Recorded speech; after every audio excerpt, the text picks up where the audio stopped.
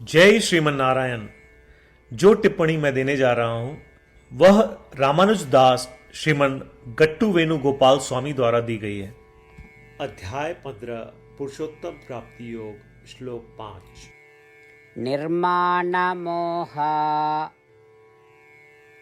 जितसंग दोषाः अध्यात्म नित्या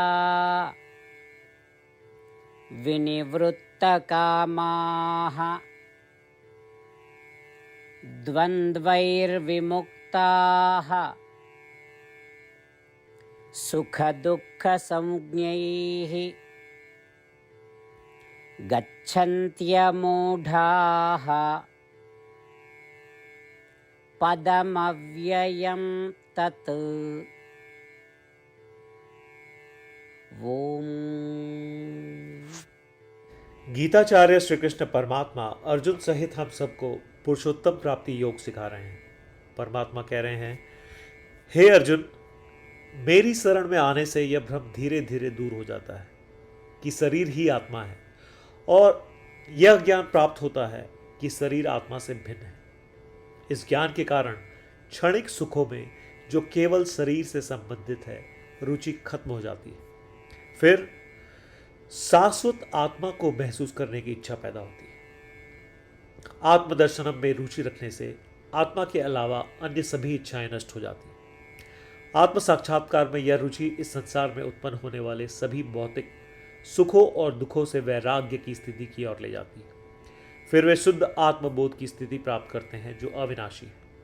ऐसा कहकर श्री कृष्ण परमात्मा यह स्पष्ट कर रहे हैं कि केवल उनकी शरण में जाकर ही व्यक्ति आत्म साक्षात्कार की स्थिति प्राप्त कर सकता है।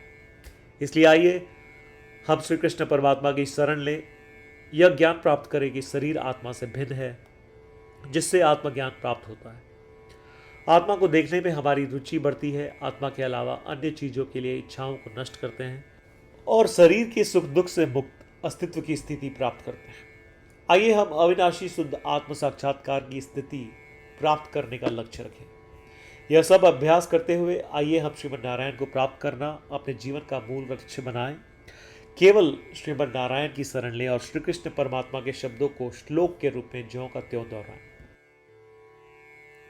निर्माण मोहाजित संग दोषा अध्यात्म नित्या विनिवृत्त कामाः द्वन्द्वैर्विमुक्ताः सुख दुःख संज्ञैः गच्छन्त्यमूढाः पदमव्ययं तत्।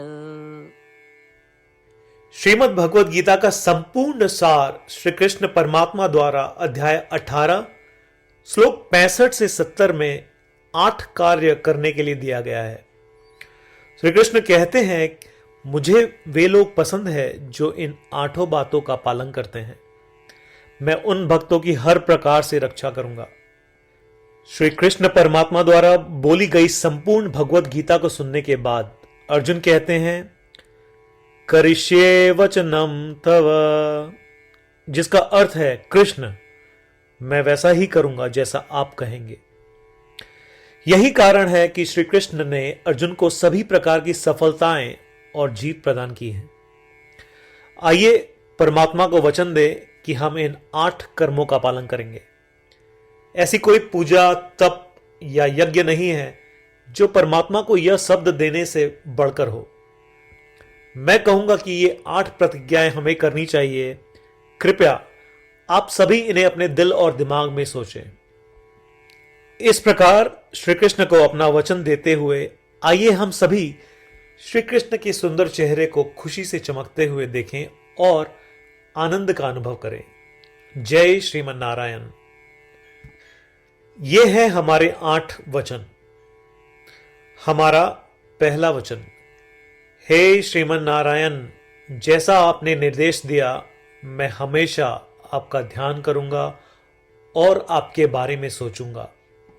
हमारा दूसरा वचन, हे श्रीमन नारायण, जैसा कि आपने सलाह दी मैं हमेशा आपका भक्त रहूंगा। हमारा तीसरा वचन, हे श्रीमन नारायण, मैं अपने सभी कार्य आपकी सेवा के रूप में और आपकी संतुष्टि के लिए करूंगा।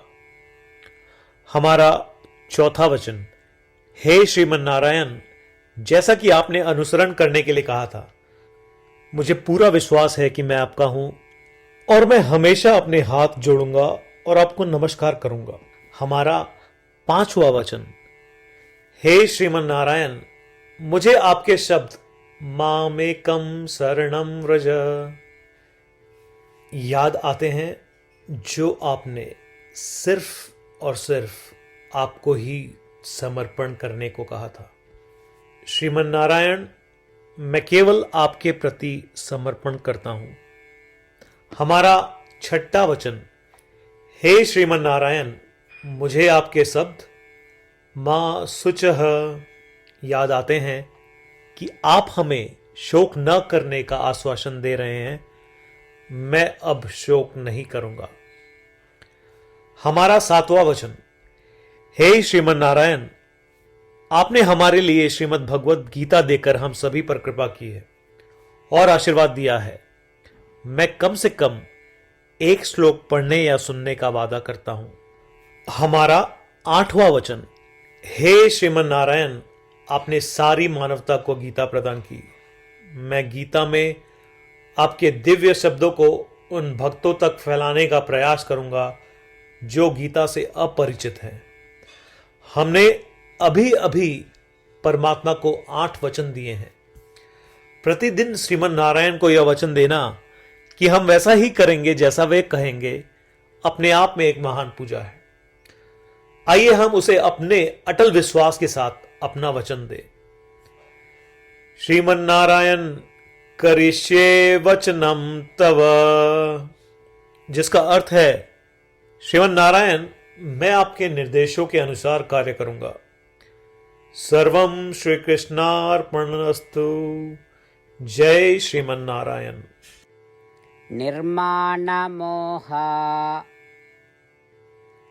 जितसंगदोषाः अध्यात्मनित्या विनिवृत्तकामाः द्वन्द्वैर्विमुक्ताः सुखदुःखसंज्ञैः गच्छन्त्यमूढाः पदमव्ययं तत्। ॐ